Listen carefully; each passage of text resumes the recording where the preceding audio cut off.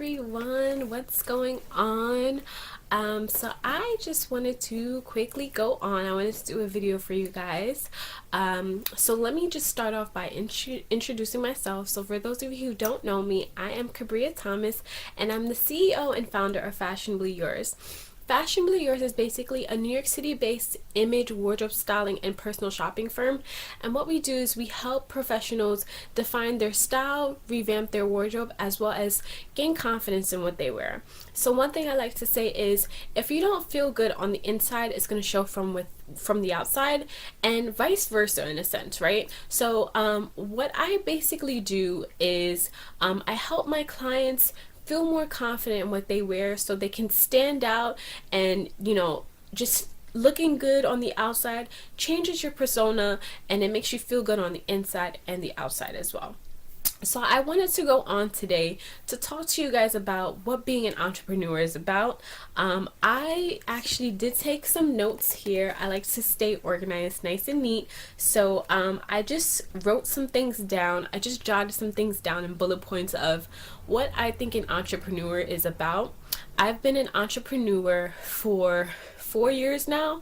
I want to say I have been a full-time entrepreneur, which means I've been doing my business solely only by itself for about 3 months now. So I recently just kind of took the plug and just decided, I'm going to do this 100% full-time, and doing the part-time, 9 to 5, and then part-time your business.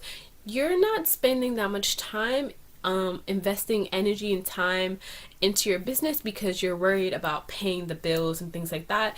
And honestly, I've just been reading a lot of books, meeting a lot of people, going to a lot of networking events, and I've been realizing that people who actually take the plug and decide to do their business full time actually end up doing things that they've never thought they would be able to do because they decided to do something fearless and decided to invest in themselves 100%. So I decided to take that on. Little by little, I'm learning more about myself, and little by little, I'm learning a little bit more about my business as well as my clientele.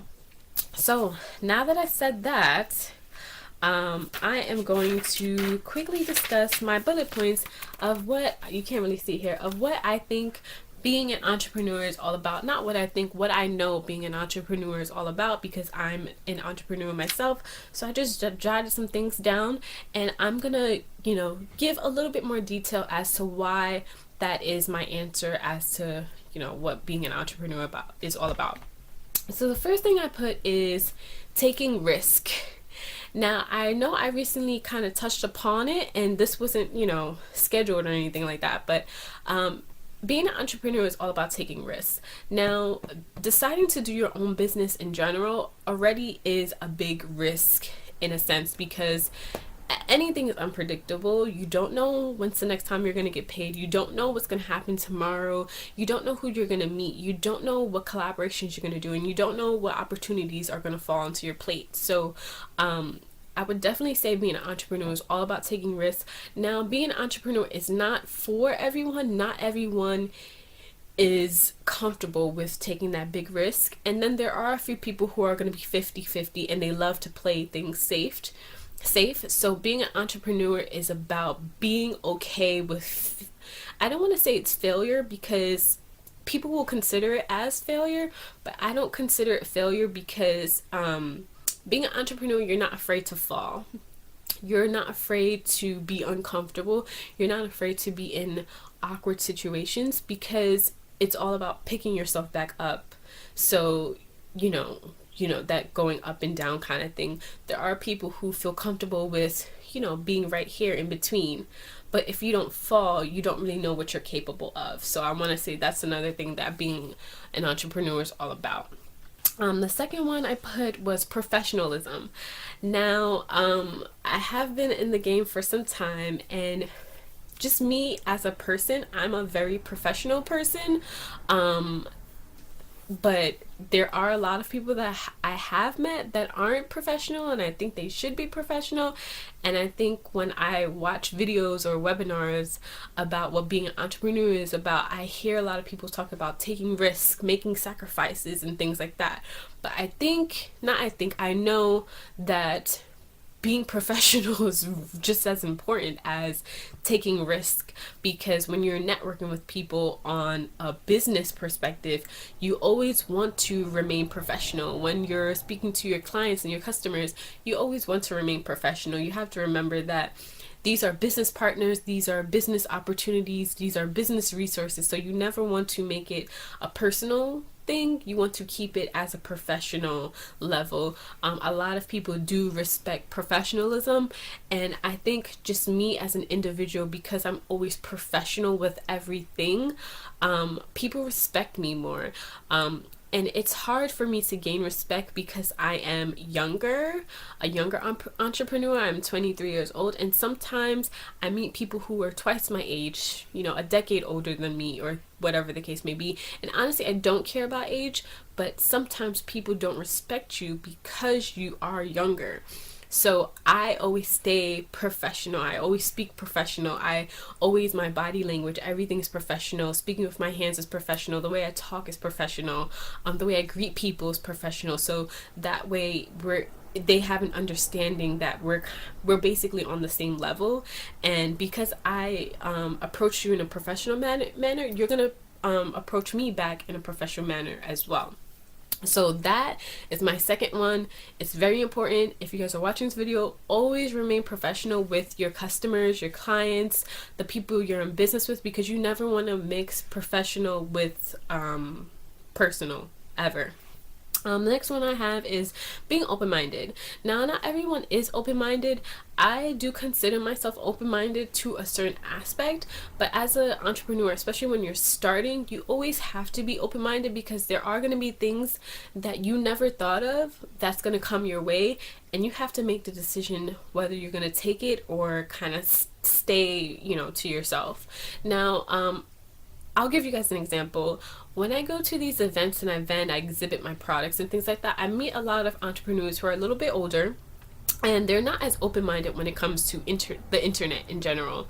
And I'm learning as I go, because you can say I'm younger, but I'm not tech savvy at all. But I do meet a lot of people who are not really open-minded when it comes to using the internet. They don't want to use it. They don't want anything to do with it. They're not really open-minded with it, and they like things old-fashioned way. Now, there's nothing absolutely wrong with that. However, the internet, there's so much access to so many different opportunities, so many different resources, that everyone should be using it, especially if you're an entrepreneur, especially if you're a new business owner, because you have to have a website. People have to be able to contact you. People have to be able to buy on your website. You have to use social media so people can find you and things of that nature. So being open-minded is really, really, really, really, really important. Next one I have is fearless. A lot of videos include this, and I'm gonna include it in mine as well too. Being an entrepreneur, there's just like there's no restrictions, and you have to be fearless. You can't think of what if should never be in your category, in your vocabulary. I'm sorry, I said category. In your vocabulary. The word what if should never be in your vocabulary. There should never be doubt words in your vocabulary that basically mean the same thing, that it's basically a negative word, and it's kind of stating that if I can't do this, then that's kind of it. And being an entrepreneur means that you are fearless, and that there are always going to be plan B's to get to your plan A. So you have to always be fearless. There is no what ifs. This is what's going to get done. It may take longer than you planned, but it's going to get done. You're going to get it done. Next one I have is willing to learn. Now, this again is kind of collaborates with being open-minded. Now, I've been meeting people who I've networked with, and they're not willing to learn. They feel as if they know everything in their profession, and you're wrong, because the world is changing every single day. Technology is changing every single day, and nothing is going to be the same as it was 10 years ago, 5 years ago, or even yesterday. So what you need to do is you have to be teachable. You have to be willing to learn from people. You have to be willing to learn from your clients. You have to be willing to learn in general. And that's one main important thing, because like I said, things are always changing and you have to stay up to date. I'll give you a quick example. Facebook has been popular for who knows how long, right? And they're always changing things. They're always trying to make sure they're on top of things. They always want to be a part of the new wave, I guess you can say. So I use Facebook as a good example. So when you use them, you think of them, they're always doing updates to their apps. They're always doing updates to their website, the desktop version of Facebook. So you want to make sure that you're willing to learn so that way your business can consistently grow also. Next thing I have is organizing time, being able to manage your time. Now this is one thing I am trying to learn a little bit, because some days I feel like I'm able to manage my time and some days I'm just kind of all over the place. And that's kind of one thing I love about being an entrepreneur, because I'm not doing the same thing every single day. And it is important to learn how to organize your time. You have to be able to balance things out. You have to be able to balance your professional life from your personal life. You have to, if you're a mom, if you have children, you have to be able to organize your time with your kids and your business, and then making sure you cook and then do this and laundry and things like that. So much things end up on your plate, and at the end of the day, when you really think down to it, 24 hours in a day is not much. But as an entrepreneur, you have to be able to balance things out, especially if you work from home. I work from home, so it's like you're home, you're comfortable, and sometimes because of your atmosphere and your environment, you don't want to work. So you have to really motivate yourself to work and organize your time as well. So that would be the next one. The next one I have is long hours. So an entrepreneur does not work the average 9 to 5. Sometimes we're working the entire day. Sometimes we're working 12 hours a day. Sometimes we're working, just the whole entire day, And for an average person, it sounds like it sucks, but when you absolutely truly love what you do, working those 12 hours a day, if it goes by so fast, Like sometimes I'm working and I'm like, let me keep looking at the time. Let me keep organizing my time. And I look at the time and I'm like, are you kidding me? It's 4 o'clock already. I feel like it's 1 or 12 or something like that. But when you're truly doing something that you absolutely love to do, time just kind of passes you by. So that's one thing I would have to say is what it's all about being an entrepreneur is you have to deal with the long hours and you have to be able to organize your time, because you are your own boss and you decide when you're going to do this, when you're going to do that, and when you're going to do this, and what needs to be done. The next one I have is, what do I have? Thinking on your feet. This is one of my favorite ones because I think very well on my feet. So things happen when you're planning things out, organizing things. Sometimes things happen that you didn't plan for or that you didn't expect to happen. So what you have to do is you have to think on your feet. You have to think, okay, this happened, so now what am I going to do to get to this? And so on and so forth. So I'll give you guys an example. I recently just did a live on this like 5 minutes ago, and I'll tell you guys a quick story about my first photo shoot that I've ever done. So I also do commercial styling, editorial styling, and that's basically styling for photo shoots. I do style models and things like that, things of that nature. So I had scheduled I had organized my first photo shoot for my business, my brand. I had to plan this out maybe 2013 or 2014. I'm not exactly sure when. I created my theme. I had my inspirational mood board, everything like that. I was very organized and everything like that. When it got down to the actual day of the photo shoot, the photographer did not show up. It started raining. It was an outdoor photo shoot. It started drizzling a little bit, and at the moment I wanted to cry because everything that I organized for was not going right. And I just had to think on my feet. I had to think on my feet, and I had to come up with a plan B option. So luckily it stopped raining, so that was really good. The sun actually started to come out. The second thing was the photographer didn't show up. So I'm like, how the heck am I going to take these photos? These people came out really early in the day. How am I going to get these things ready? How am I going to make sure this photo shoot still happens? So what I did was I did my plan B option. I made sure a friend of mine who had it, I knew who had a camera. She wasn't a photographer, but I knew she had a camera. I told her to bring her camera and we started shooting. Now, this was my first photo shoot and I learned so much about how to think on my feet, because at the end of the day, my goal is this shoot needs to happen. What do I need? What are the tools and resources that I have right now at the moment to make sure this gets done? Things happen, guys. I hosted my first event, my fashion show networking event in 2015. Everything freaking went wrong, guys. But guess what? At the end of the day, people had fun. People enjoyed the event. People were interacting with me. People contacted me again because they liked it so much. And now I have people that want to continue to know more about my brand. So you have to always think on your feet. You have to think fast. You have to think logically, and you have to think, okay, if this is the end result and this just happened right now and I can't do this anymore, what are the tools and resources that I have to make sure this still gets done? So that's another thing that I would say when it comes to being an entrepreneur, is thinking on your feet. The next one I have is being your own boss. That's one of the best things that I love, is that no one can tell me what to do. But however, for some people, I will say it's like a gift and a curse, because you are your own boss and no one can tell you what to do. You have to structure your day out.